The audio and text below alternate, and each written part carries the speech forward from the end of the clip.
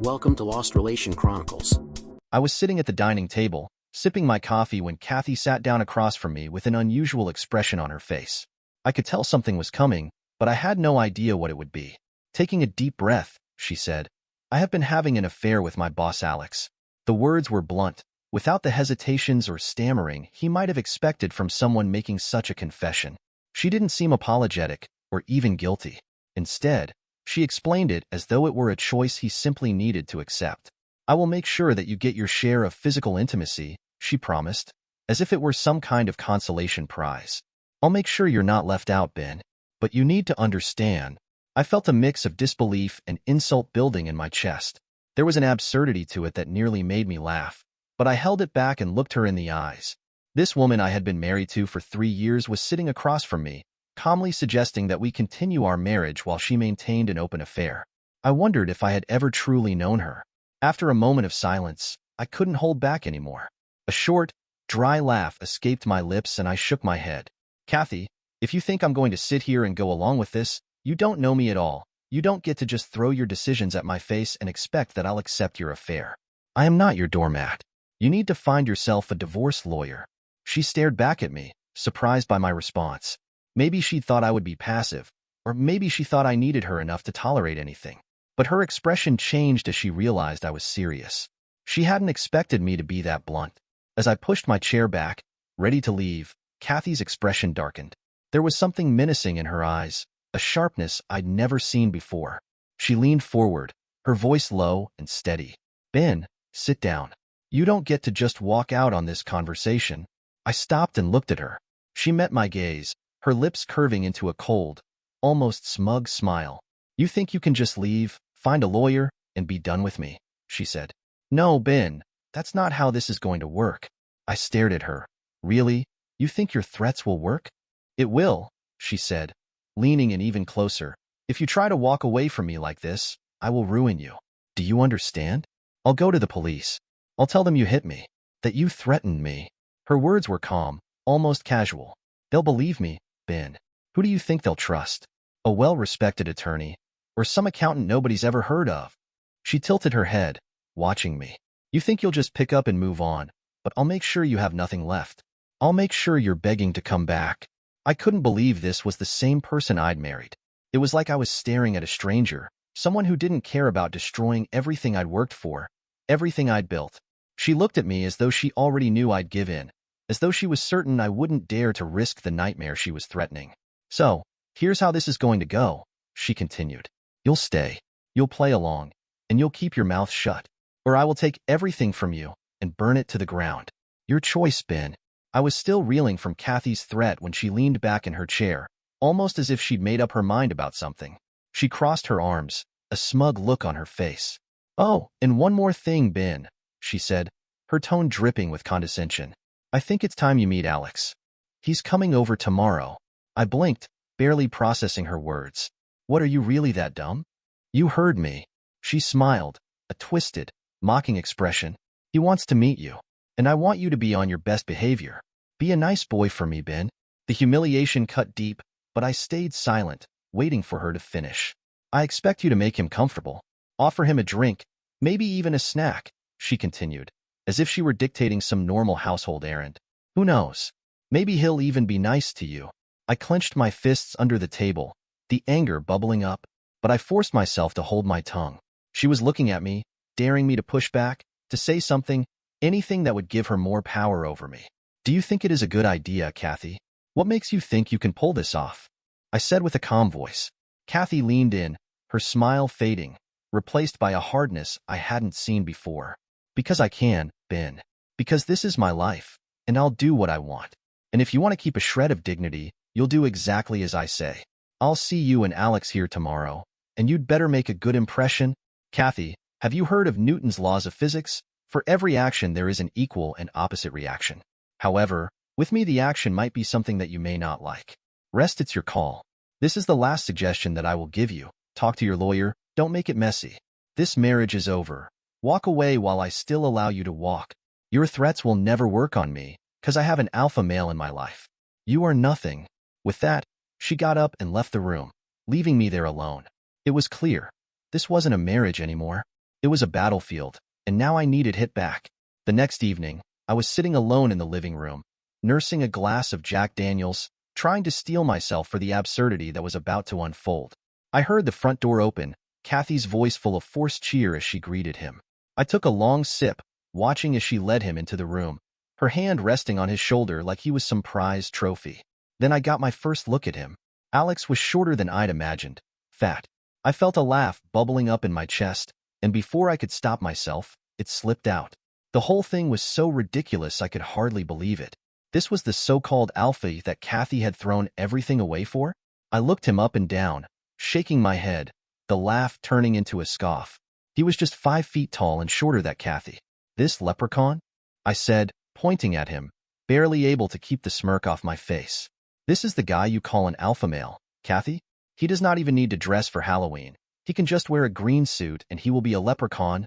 Kathy's smile wavered, a flash of irritation crossing her face, but she tried to hide it. Watch your mouth, Ben, she snapped, her voice low and cold. Alex is everything you're not. Confident, assertive, a real alpha man. Oh, really? I said, leaning back and taking another sip of my drink, feeling a rush of defiance. If this is what you think an alpha looks like, Kathy, maybe I was giving you way too much credit. Alex looked at me, glancing at Kathy as if he was looking for some kind of cue. I could see he didn't expect me laughing at him. It was hard not to find the whole scene a little comedic. Tell me, Alex, I said, unable to resist, how does it feel to come here, into my home, and play house with my wife? His face reddened, his attempt at bravado crumbling, and he shot another uncertain look at Kathy. Enough, Ben. Kathy hissed, her eyes blazing. I told you to be respectful. Respectful? I said, letting out a humorless chuckle. I'm supposed to be respectful? You bring this hobbit in here, throw him in my face, and expect me to roll over and play nice? I could see her seething, but it didn't matter. Alex's face turned red as he tried to regain his composure, but his voice was dripping with anger. Listen, Ben, he said, his tone sharp and cocky. You think you're going to just walk away from this? I don't think so. Kathy and I have talked it over, and we'll make sure you end up with nothing. In the divorce, I'll make sure she takes everything, right down to the shirt on your back. He took a step closer, a smug smile forming on his face. And by the way, after we're done here tonight, I'll be sleeping with her in your bed. I held my ground, meeting his gaze without a hint of intimidation. Really, Alex? You think you can just waltz in here, throw around a few threats, and walk away with my life? Trust me, he said, with a dismissive wave of his hand. We'll take the house, the car, your job's income, everything. And we'll make sure you regret ever standing up to her. I raised an eyebrow. The house?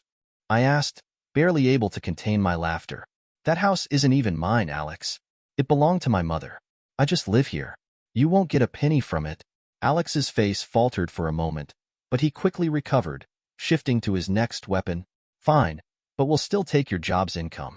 Kathy deserves it, and I'll make sure you're paying her for the rest of your life. I couldn't help but smirk, taking another slow sip of my drink.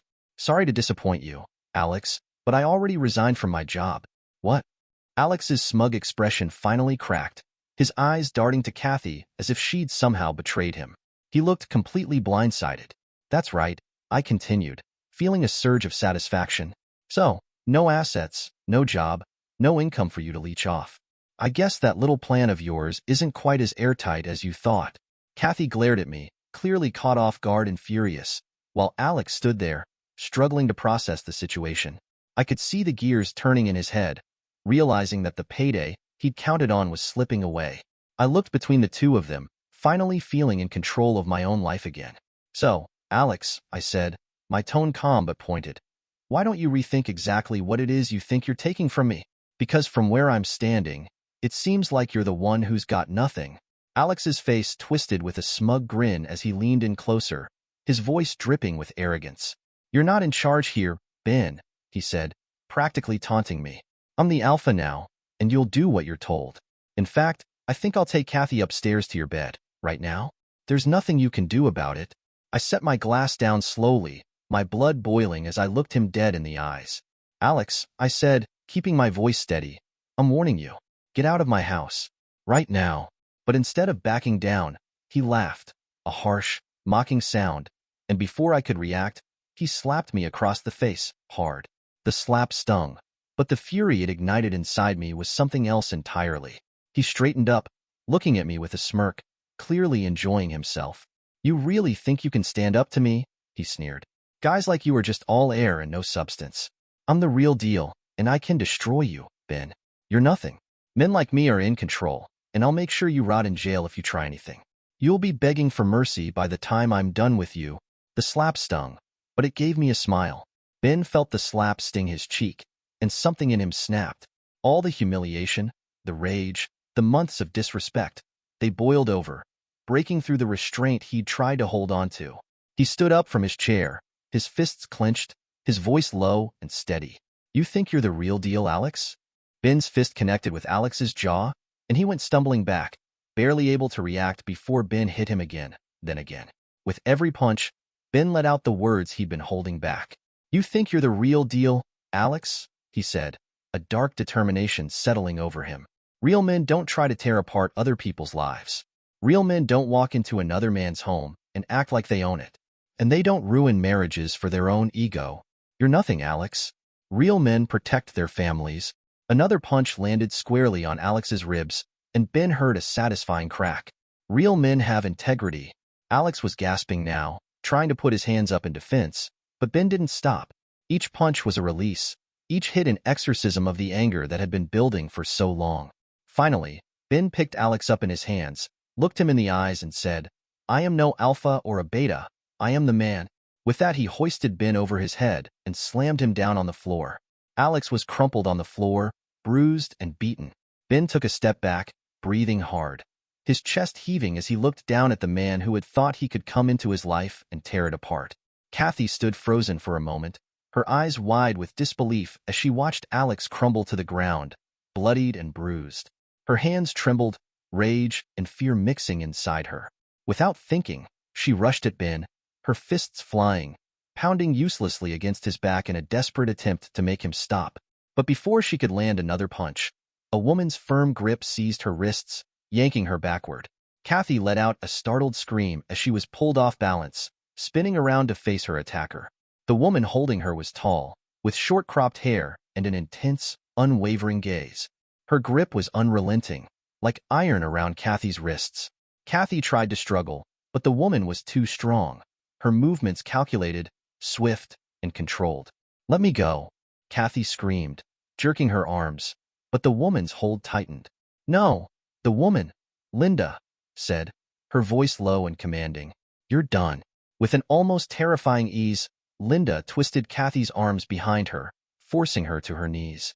Kathy gasped, unable to fight back as Linda used her body's weight to slam Kathy down onto the floor beside Alex. Linda wasn't done yet, though. She stepped back, assessing Kathy for a moment, and then, with savage precision, she began delivering a series of brutal blows.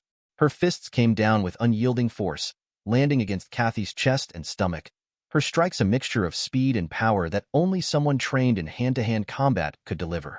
Each punch knocked the wind out of Kathy, and she could barely gasp for breath between the hits. Kathy tried to shield herself, but it was useless. Linda moved like a storm, relentless and unstoppable. The former Marine was no stranger to fighting, and she showed it as she hammered into Kathy. Ben, still catching his breath, stood there for a moment, unsure of what had just happened. He turned to Linda, her stance strong, calm, and confident, as if she had just neutralized a threat with ease. "I don't think she's going to be causing you any more problems," Linda said with a grim satisfaction, watching as Kathy lay there, gasping for breath. "She's learned the hard way what happens when you mess with the wrong people." Ben thanked Linda for staying hidden during the confrontation and helping him out with Kathy as he could never raise his hand on a woman. The police and medics arrived shortly after Linda had finished with Kathy and Alex, their sirens wailing in the distance as they rushed into the house. Ben stood in the corner, trying to steady himself, watching as they took control of the scene. Alex was barely conscious, his face swollen and bloodied, while Kathy was sitting up, her eyes wide with a mix of rage and fear. Both of them were swiftly loaded into ambulances and carted off to the hospital, where the real fallout would begin. Once they arrived, the officers continued their questioning. Alex, still groggy from the beating, attempted to assert himself, despite the pain. He was sitting up on a hospital bed, his voice shaking but filled with defiance. I want to file a complaint against Ben, Alex demanded, trying to muster what little bravado he had left. He attacked me in cold blood, and I want charges pressed. The officer, a middle-aged man with a no-nonsense look, flipped his notebook closed with a slow, deliberate motion, his gaze never leaving Alex. You sure about that? The cop asked, his voice low, his tone suddenly colder than it had been. You realize who you're talking about, right? Alex, trying to regain some control of the situation, looked confused. What are you talking about? The officer leaned in, lowering his voice as he spoke. Ben's a former biker, associated with a pretty notorious biker gang. The kind of people you don't want to mess with. If you file that complaint, you won't just be dealing with him. You'll be dealing with all of them. Alex's bravado began to crack. His eyes widened, and his throat tightened as the realization hit him. The cop didn't stop there. This beating, the officer continued, a hard edge to his words. It'd be a cakewalk compared to what might come your way if you make this a police matter. Are you man enough to take on all of them? Because I can guarantee you, if you push this, it's not just going to be Ben knocking on your door. Alex gulped, his hands shaking now. He glanced over at the officer, then back down at his own bruised and battered body. The image of Ben's fists, the way they had hammered him into submission, was still fresh in his mind. But now, the idea of dealing with an entire gang of bikers, people who probably had no problem taking things further than just a few punches, left him terrified. Alex's face paled. His eyes darted around the room as if looking for an escape, but there was none. He couldn't stop thinking about what the officer had just said. Ben and his gang weren't people to be taken lightly. No, Alex muttered, his voice trembling. No, I won't file anything. Forget I said anything. His bravado had evaporated, replaced by an overwhelming sense of dread. The officer nodded, closing his notebook with a snap and standing up. Good choice. I'd advise you to keep your distance from Ben and from anyone connected to him. You wouldn't want to end up regretting this further. Alex didn't respond. His mind was already racing, the fear of what might come next flooding his thoughts. He had no idea what he'd gotten himself into, but one thing was certain. This was far from over, and he wasn't ready to face the consequences of angering someone like Ben, or worse, his associates. Kathy stood outside the hospital room, her face bruised but mostly intact, a deep anger still simmering inside her. She was determined to confront Alex and make sure they both stuck to the plan. She had been humiliated and beaten, but she wasn't going to let Ben get away with it. She would file for divorce, destroy him, and leave him with nothing. That was the plan, at least. She walked into Alex's room, her steps purposeful. He was sitting on the bed, his face a mess of cuts and swelling, but his eyes were sharp. When he saw Kathy, he looked up at her, clearly still shaken from the beating he had taken earlier. Kathy was ready to lash out, to demand that they stay strong and finish what they had started. But as soon as she stepped inside, Alex's reaction was not what she expected. Leave me alone, Kathy, Alex said, his voice hoarse. I don't want anything to do with this anymore. I value my life. You've really gotten us into something we should have never been part of. It's bigger than I thought. Kathy stared at him, stunned. What are you talking about? She demanded, stepping closer. We can still make this work. I'll divorce him. Take everything. No, Alex cut her off, his eyes wide with fear. You don't understand. If you value your life, you need to drop everything, leave Ben, and get out of town. Now. Kathy blinked in confusion. What are you saying? What do you mean, leave him? Alex swallowed hard, shifting uncomfortably on the bed. He hesitated for a long moment before finally speaking again, his voice trembling. Ben isn't just some guy you can divorce and walk away from. He's connected. He was part of a biker gang, a really dangerous one. I don't know all the details, but I know enough. People like him don't just let things go. If you go after him, if you try to take anything from him, he'll come after you, Kathy. And trust me, it won't be a slap across the face. It'll be worse. Kathy's heart started to race. She'd known Ben had a rough past, but she had always assumed it was just that, a past.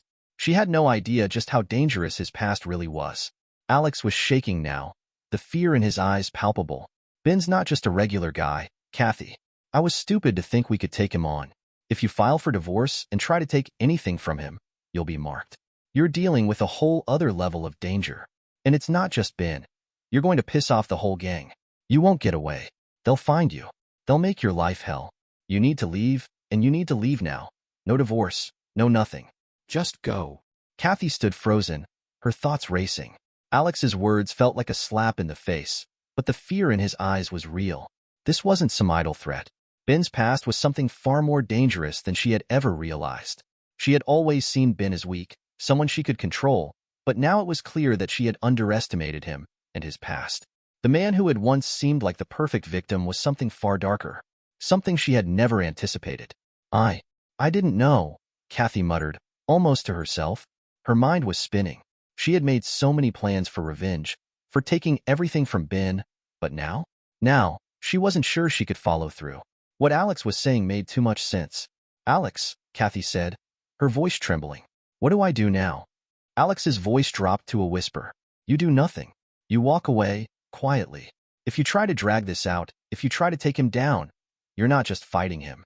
You're fighting everything he's connected to, and you'll lose. You need to leave him, and leave now, before it's too late. Kathy looked at him, her hands shaking. She was trapped in a nightmare she had created. The fear settled in deep, a cold, terrifying truth creeping over her. She wasn't the one in control anymore. And it was clear now. If she didn't listen to Alex, if she didn't just walk away and disappear, Ben's world was going to consume her whole. The atmosphere in town shifted in the days following Kathy's hasty decision. The sound of roaring engines filled the streets, 70 bikers, each on their massive machines, patrolling with a steady, intimidating presence. Their thunderous engines reverberated through every corner of the town, a constant reminder of the power that lay behind Ben's past. It was as if the very air had thickened with tension. Kathy, her resolve broken and her mind clouded with fear, wasted no time. She met with Alex's lawyer, signed the divorce papers, and walked away with nothing. No assets, no custody. The settlement was a stark reminder of just how little control she had left over her own life. Alex had assured her it was for the best, but deep down, Kathy knew she was leaving town not just to escape Ben, but to save whatever was left of her life. 5 days after signing the papers, Kathy was gone. She packed her things quickly, taking only what she could carry, and left without a word to anyone in town. She disappeared as swiftly as she had come, her name now just another whisper in the wind. But Alex was not as fortunate. Despite his earlier bravado, his encounter with Ben's world had only just begun.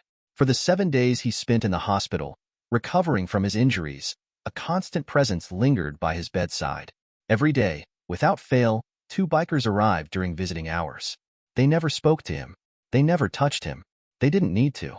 They simply sat quietly, their gazes fixed on him, unwavering and cold. Every time he woke up, groggy and in pain, those 2 men were there, silently watching.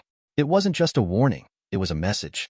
Each visit was like a reminder that Alex had crossed a line, and now he was at the mercy of forces far beyond his understanding. They didn't need to speak. Their presence alone was enough to keep him in a constant state of fear. The days dragged on, and Alex couldn't shake the feeling that he was being sized up, judged, not just for what he had done, but for what he might do next. And every time he looked up at them, he realized there was nothing he could do.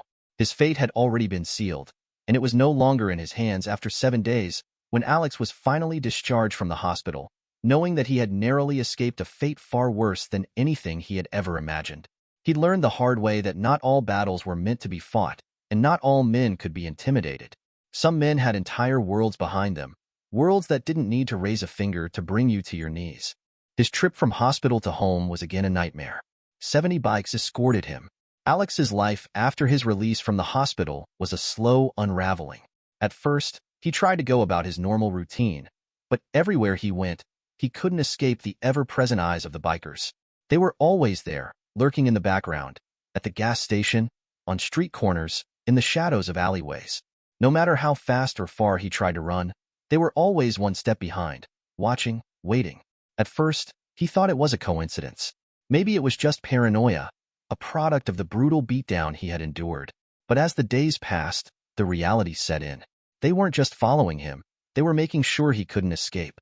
Wherever he went, wherever he tried to hide, there they were, 2 or 3 of them, always just within his sight. Silent, unmoving, watching him like predators waiting for the moment to strike. Alex tried to summon the courage to do something about it. He thought about going to the police. He had an entire story to tell, about Kathy, about Ben, about the threats, the gang, the constant surveillance. But every time he tried to take action, something stopped him. It was the sight of the bikers that paralyzed him with fear, that deep, gnawing anxiety in his gut. He couldn't shake the feeling that even if he went to the cops, it would do no good. They were everywhere. Then, one day, just as Alex was heading to the local police station, something stopped him cold. He was walking down the sidewalk when he spotted a familiar figure across the street, none other than the town's police chief. But what caught Alex off guard wasn't just seeing him. It was the leather biker jacket the chief was wearing. The very same one that the bikers wore, the one with the unmistakable patch. Alex's heart dropped into his stomach. The realization hit him like a freight train. This wasn't just a local gang. This was their town. The bikers weren't just some rogue group of criminals. They were embedded in the very fabric of the community, with their reach extending into every corner, including the police force itself. He froze, staring at the police chief, whose face betrayed no emotion as he walked past. The chief didn't even glance at Alex. But the message was clear. There was no escaping this.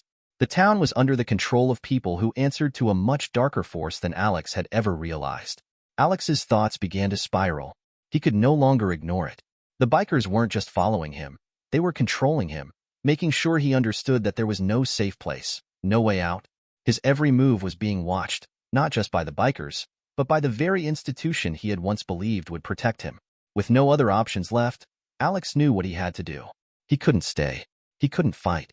Not against Ben's world. Not against the bikers who seemed to have infiltrated every part of town. He had no choice but to leave. That night, Alex packed what little he had left. He didn't tell anyone. There was no point. The bikers had won. They had broken him, cornered him, and now, they had made sure he had nowhere to run, no one to turn to. The last thing he could do was disappear, to vanish from this place that had been his home, before they made the decision for him. The next morning, he was gone, leaving behind everything he had once known. As he drove away from the town that had suffocated him, Alex couldn't help but feel a strange sense of relief. He was no longer hounded, no longer watched, but at the same time, he knew that wherever he went, wherever he tried to hide, the shadows would always be there, waiting. The bikers had marked him, and Ben's world, with its endless reach, would never let him forget it. Dear listeners, please share your thoughts in the comments section below, and don't forget to like, share, and subscribe.